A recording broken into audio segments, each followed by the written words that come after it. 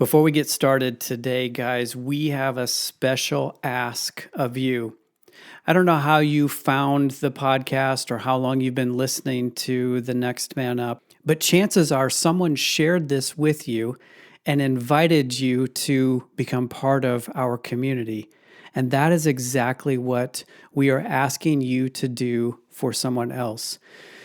We have seen some encouraging growth in our podcast over the last few months, but we know all too well that there's so many dads out there that could benefit from listening and participating in this discussion around what it means to be a man and what it means to raise healthy and godly men. So, will you invite someone to join our community by sharing this podcast with them? In Apple Podcasts or in Spotify, you can find the 3 horizontal dots, which will give you the option to share the show or share the link. And if you're using a podcast player, that feature is there as well. More importantly, think of someone you know in your circle of influence, in your family, in your friends, in your coworker sphere that would benefit from being a part of this community, and do us a favor and share this podcast with them. In that way, you can help us continue to accomplish our mission of raising healthy and godly men. Thank you in advance for helping us this way. Okay, now let's get to today's episode.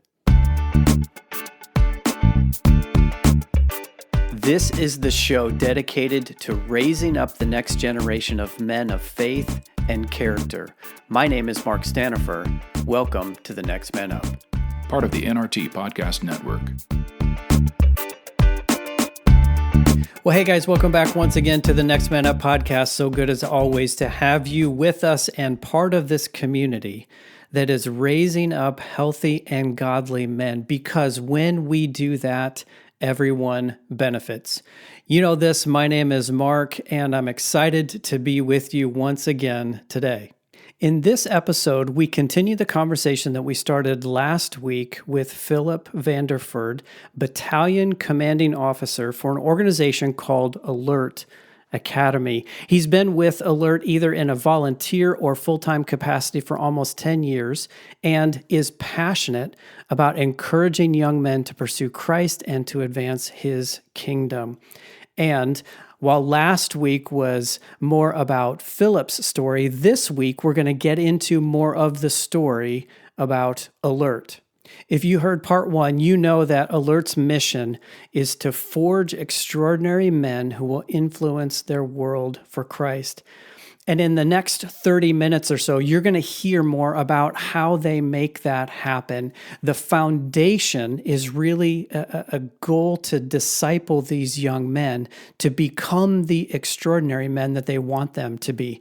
We also get into some themes about the challenges that these young men have and face with the hundreds of guys that have gone through the program. They've seen the same types of challenges and themes emerge, and so we'll talk about a few of those, and we'll also talk about who is an ideal fit for Alert. So you can be thinking about maybe this is an opportunity for your son or somebody that's in your sphere of influence that you know that this might speak to them.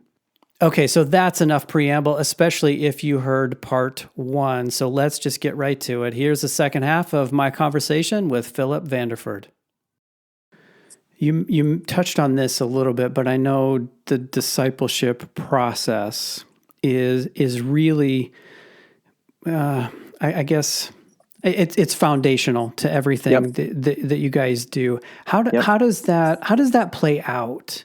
You know, how does that? You mentioned some of the ways, but can you go a little bit deeper into how that plays out? Sure. So in basic training, it looks a little different in the different phases. So I'll talk about it a little bit phase by phase. In basic training, our leadership are guys that are selected because of their ability to lead, but also because of their ability to lead spiritually. These guys, their personal walk with God.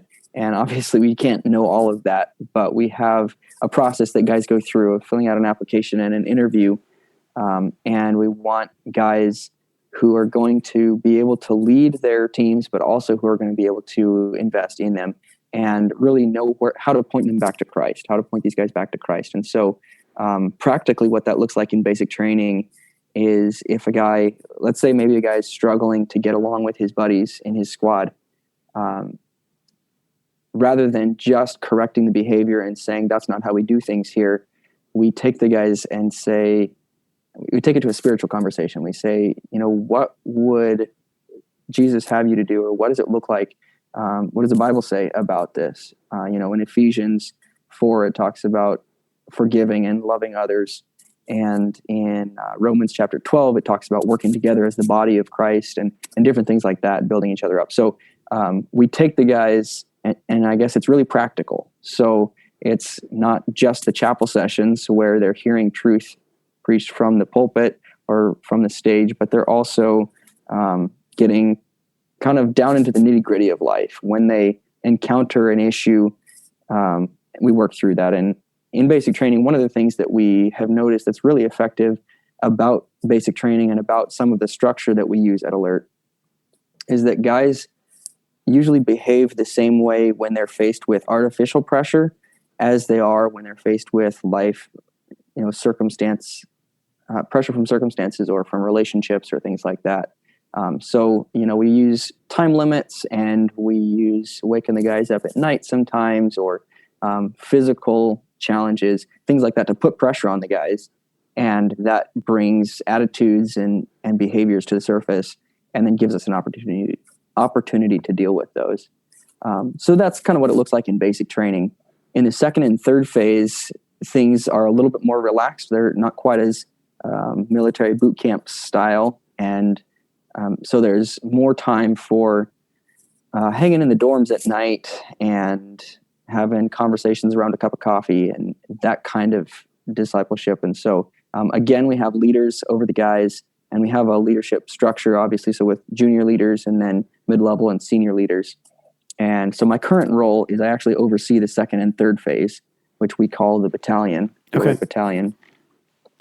And my main concern, again, is their growth. And so, I need to make sure that they have, a vacuum cleaner and toilet paper and those day-to-day things, make sure they get fed and all of their physical needs, but also, and so I have that responsibility, but my main concern is their spiritual well-being.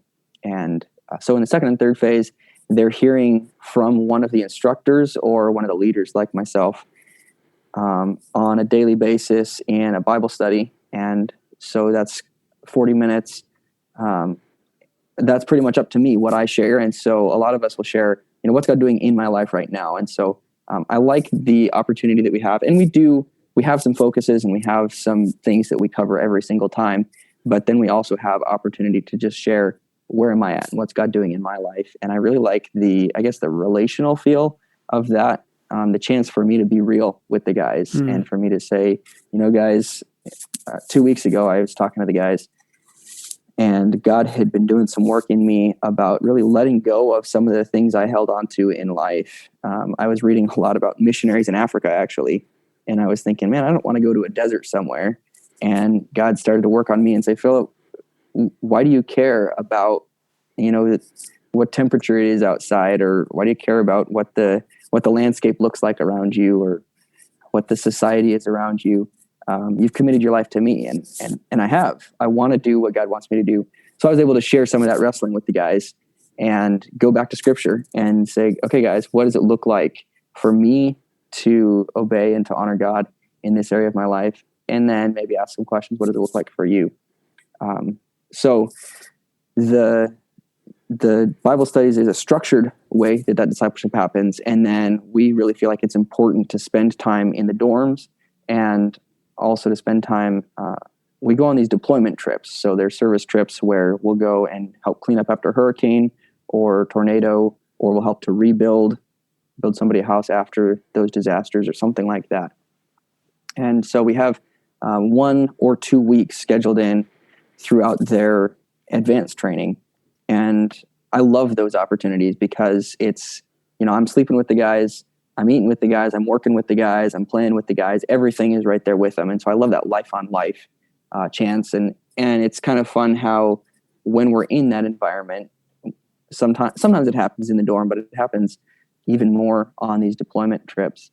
The guys will, we'll just get talking about, how should I go about, I got this girl I want to talk to and start a relationship, and how do I go about thinking about if she's the right one, or I've got this conflict with my parents, and how do I work through that, or different things like that just come up in the course of living life together. So I love that life on life aspect, and that's one of the things that's beautiful about the way we're set up here. So it's really cool because what I'm hearing, although I have not been a military service member, I'm hearing some of the best practices from a military type of environment, but also a deep integration with the spiritual. Life on life with a purpose, not just to have a cohesive team, but recognizing that this is personal development. This is creating exceptional men, right?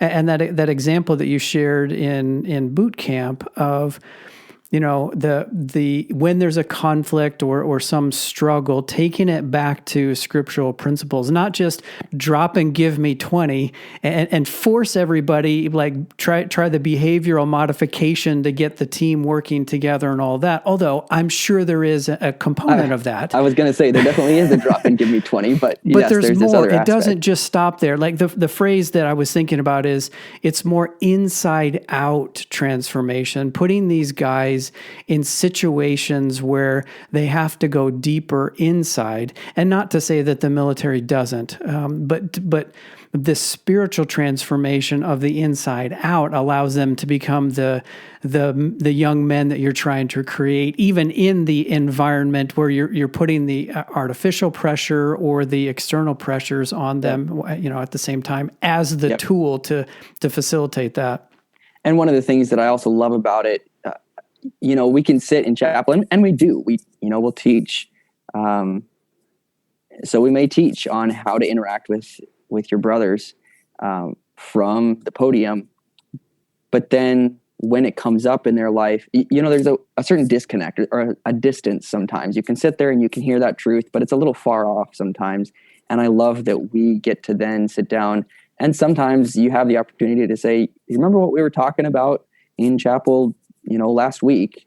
Or sometimes it's, "I need to take you to something that we haven't talked about yet in chapel." But I love, how personal it makes it, and it's not that far off. Oh yeah, I guess I can give mental assent to that as a truth from the Bible.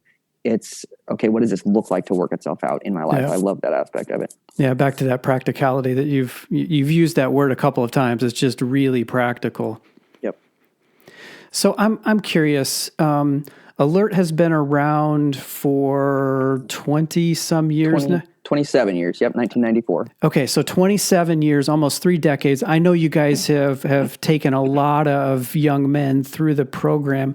I'm curious, what are some of the themes that you see emerging over and over and over in the lives of these guys that you're working on that just kind of represent the consistent challenges or struggles or encounters that you're having with them on a regular basis? Does that make sense? You understand?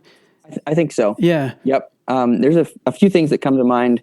The first one I'll mention is just, I guess human nature is kind of what I'm talking about, but a self-focus. And I think that we're getting this not only from human nature, but I think we're also getting it from the culture around us that says it's all about you. You need to do what you want to do. That kind of a concept. And so we have guys coming in, and we have had guys coming in, since the beginning. Young people especially, and all humans, I think all people are just very self-focused. And so it's a miracle. It's a work of the Holy Spirit for us to not be self-focused and for us to focus on somebody else's needs or work for somebody else's benefit instead. So to be a servant. And actually that's our motto. And I'm sad I haven't mentioned it yet, but our motto is strong to serve. And every time we call the guys to the position of attention, they have to snap to the position of attention, and then together they shout that motto, strong to serve. And so it's just this reminder that we want to be servants just as Jesus was. He came not to be served, but to serve. So that self-focus is one theme that comes out, and, it displays itself in 100 different ways in different guys' lives.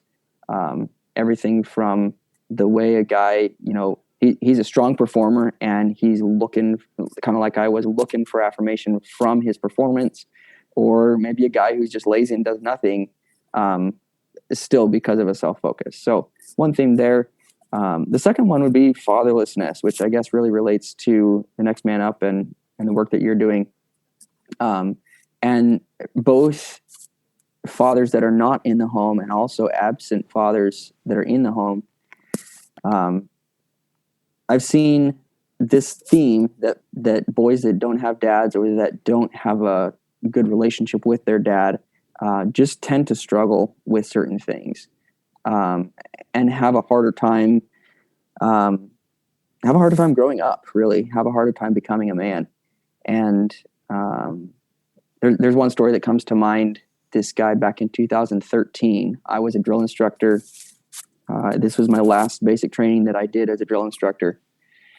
And this guy had come, his father was still in the home, but there was, and I don't understand the whole situation, but there was something where his dad,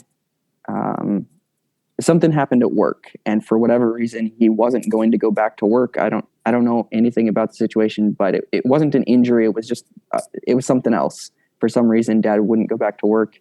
And he kind of abdicated, or he just wasn't active in the home. He was at home, but did nothing to lead his family. Disengaged. Yep. He was definitely disengaged.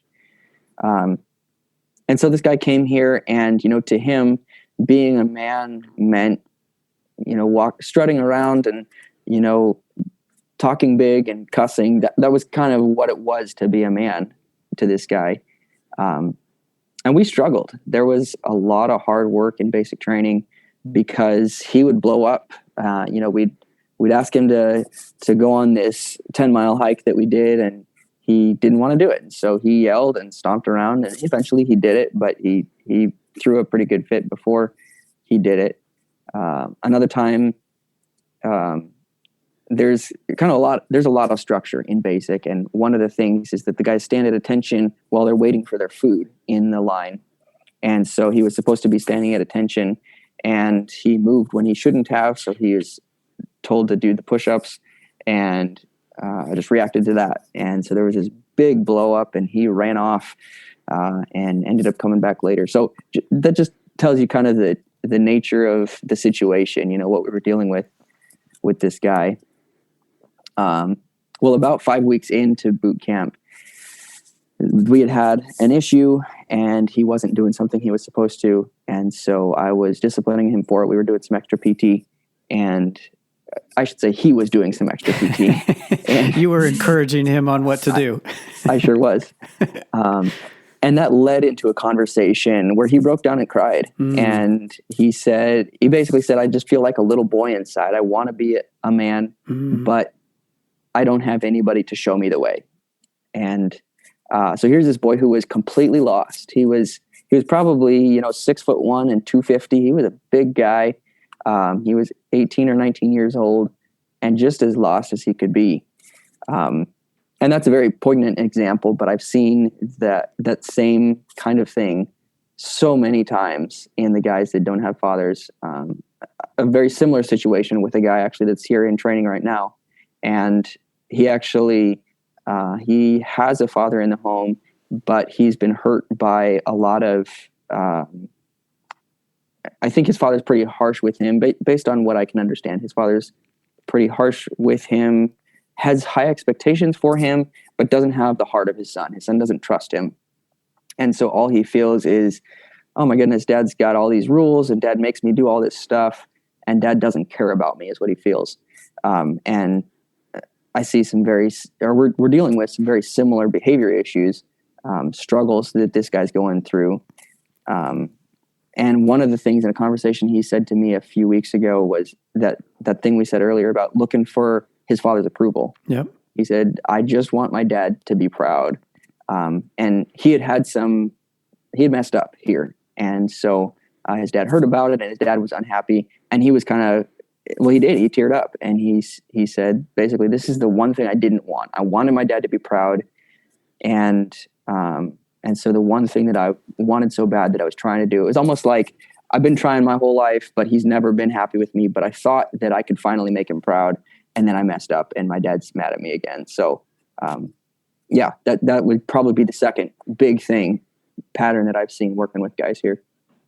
It's amazing how much that drive for dad's approval and blessing can drive our behavior long into adulthood. Yes. It can be the wind in our sails in a positive way, like you were talking and my experience. And it can also be that stick that's just driving us, beating us to continue to perform or to achieve or whatever it is, all in the hopes that maybe this thing will be the thing that gets my dad's attention. And in so doing, I'll get that blessing that I so crave. Yep. Man, I've seen that so many times here. The one other thing that comes to mind as I'm just thinking through these concepts is, well, I've worked with a lot of guys through my time here. I've been at Alert for about 12 years, and I've been in leadership 11 years. And so, and in my time, I've worked with about 900 guys in various roles. And it's just kind of more and more clear to me and almost amazing to me how much of an impact a dad has on his son. And you can almost read it in a guy. You see a guy who is really unsure of himself and really struggles with his identity. Guys that had a good father sometimes will struggle with the same thing. I've had my own identity struggles and learning to find my identity in Christ. But there's just some certain behaviors that you can almost say, okay, I don't think that guy had a dad in his life. And you ask, probe into that, and either he lost his dad or he didn't have a good relationship. There was a disengagement or something like that. And so I guess I would just say to all the dads out there, don't forget how important your role is and how much of an impact you can have by gaining trust from your son and by speaking into his life, by being that example for him. It's a huge impact that's going to last for years in his life. Yeah, it's just another reminder that, and particularly that first example, it's another reminder to me that the desire to be a man is there. It's wired in us, but without the guide to show us the way, we end up finding incomplete at best definitions or expressions, and highly destructive at worst expressions of what it means to be a man. And if only there was a guide to show the way. I think that's well put. Without a guide to show us the way, we end up off to some degree or another. Yeah. So we've had a good understanding now of what Alert is and your role there. But here's a question that I imagine some of the dads that are in the audience that are listening are thinking, who is a good fit? So how do I know that this would be beneficial for my boy, or as I'm watching my boys grow up, or the boys around me? Who is a good fit or would be a good candidate for the Alert program? Sure.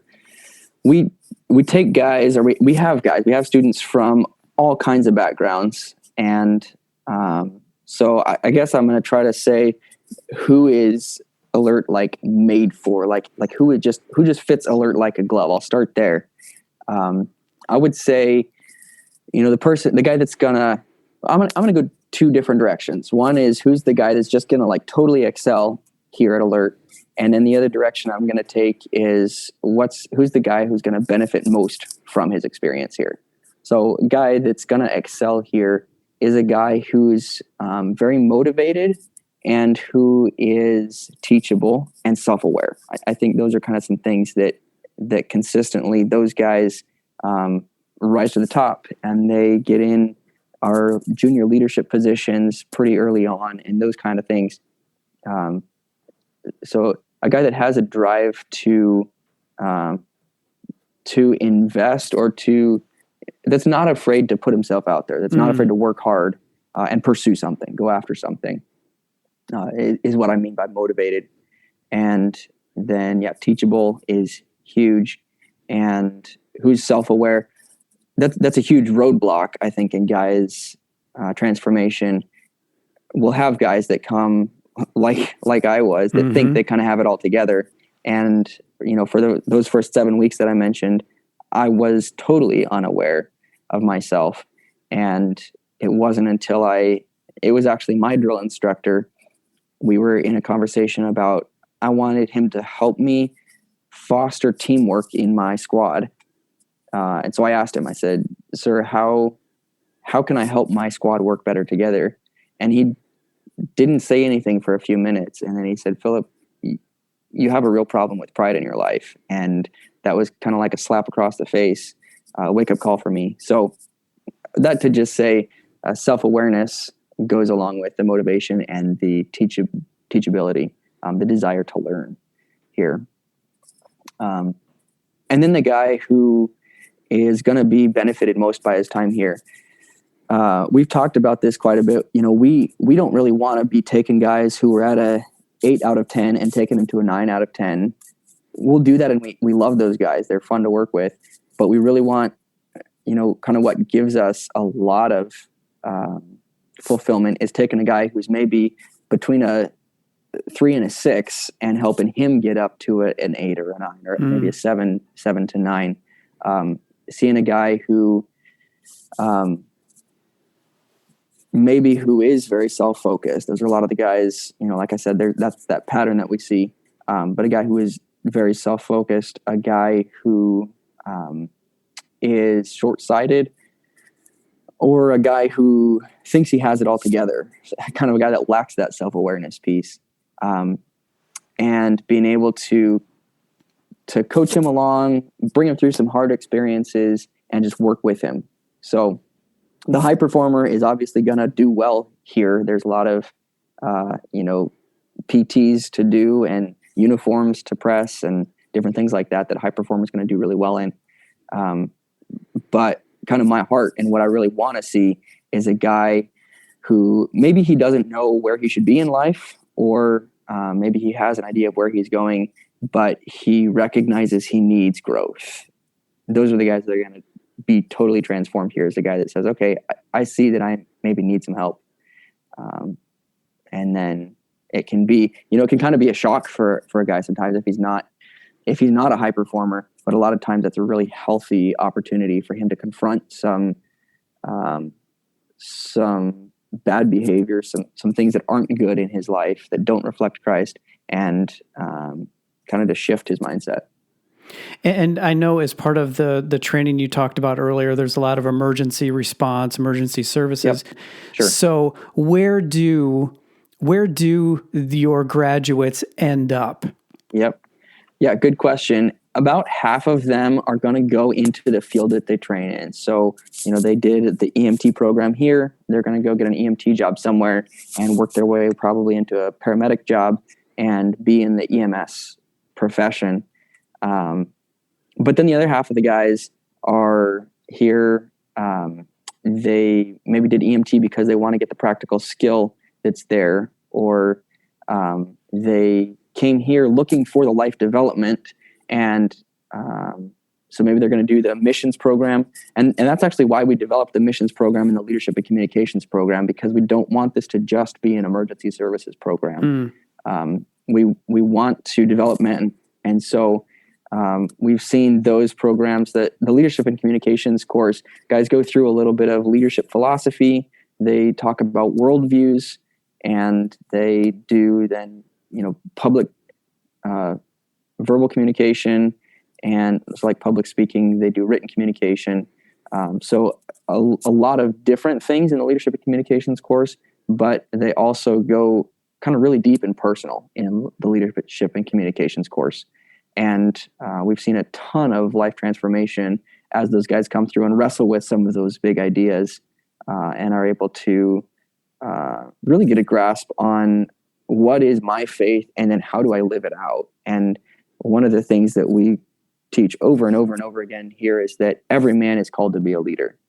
You may not be a leader in business, you may not be a leader in your church, but you're at least going to be a leader in your family, a leader in your community because of how God has made us. So there definitely is an emergency services flavor here, but we have intentionally created our program so that it's not just beneficial to guys who want to be in the emergency services fields, but that there's good training for any man, basically any man who wants to be more in terms of growing in Christ, being a godly man. And any guy who wants to be more in terms of being a godly man, I think we have something that's helpful for him.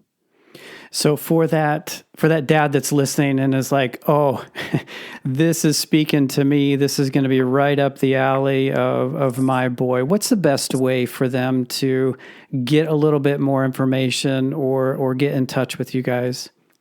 Sure. The easiest way is our website, which is alertacademy.com. Just 2 words all together, alertacademy.com. We also have a pretty good Facebook presence, so you can just look us up at Alert Academy on Facebook or Instagram. And so that's, if you're interested, but you're not ready to ask some real questions or to get some real information, just follow our social media. It kind of gives you some good exposure, get to see what we're up to and what we're about. But if you're interested and want more information, alertacademy.com is the easiest way. And there's some good information on the website. And then there's also a contact form there where you can send an email and we'll get back with you. Well, Phillip, I so appreciate you coming on today and giving us visibility into Alert, and even more than that, visibility into your own story and your process of becoming the man that you are today. And I know someone in the audience was meant to hear this, and whether it's for a boy that they know or for their own boy. I know that this was meant for somebody, so I really appreciate you just giving us some of your time and some of your story today. And thank you also for the opportunity. I don't know if you can tell from our conversation. You probably can. I love seeing young men become godly men, seeing boys grow up into that godly man, and that's what I care about in life. And so, really happy to share my own story and the work that God's done in my life. Yeah, it's cool, man. It's been a pleasure, and I wish you and Alert Academy all the best as you guys continue to forge extraordinary men for the kingdom of Christ. And thank you, Mark. Well, as I did at the end of part 1 of this conversation, I'm reflecting on the second part. And there is another quote that Phillip shared that stands out with me. There was a point at which we were talking about the importance of a guide in the boy's life. And he says this: without a guide to show us the way, we end up off to some degree or another. That quote really resonated with me. And if you've been with us for a while, you can expect the next part that's coming here, and that's the challenge to you. How are you guiding your son to become the man that he was created to be? We as dads are in such a powerful and influential role, and it's an honor and responsibility to be the guide for our sons. And so I challenge you once again to step into the shoes of guide for your son and help him on his way from boy to man. It doesn't mean you have to do it all, but this is not a responsibility that you can outsource and hope that it ends well. This is your role, Dad. And so we invite you, we encourage you, and we challenge you to step into it. Okay, once again, another reminder that our email address is feedback@thenextmanup.com. If you've got any comments, questions, suggestions for us, we would love to hear it. And of course, we are always thankful that you are along with us in this community and on this journey of raising up the next generation of healthy and godly men. All right, guys, that's it. Until next time, adios.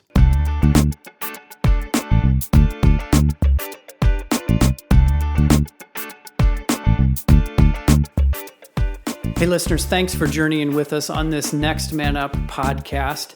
We would love to hear from you. Maybe you have a question or an idea, perhaps a topic for us to consider.